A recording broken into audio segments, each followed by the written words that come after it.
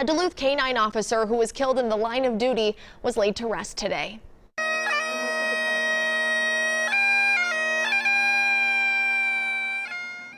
Luna, the K-9, died Thursday night. Police were in a standoff with a domestic assault suspect inside a home. Luna was sent in to apprehend him, and that's when the suspect shot the dog. Luna's handler was Officer Aaron Holler. His coworkers say it's a tough time for him and the department. It's rough for a department to go through that, and especially being as close to Officer Holler and K-9 Officer Luna, it's a little more hard just being in the K-9 unit and experiencing that. The suspect who shot Luna later died. The BCA is calling it an officer-involved shooting but have not released many details.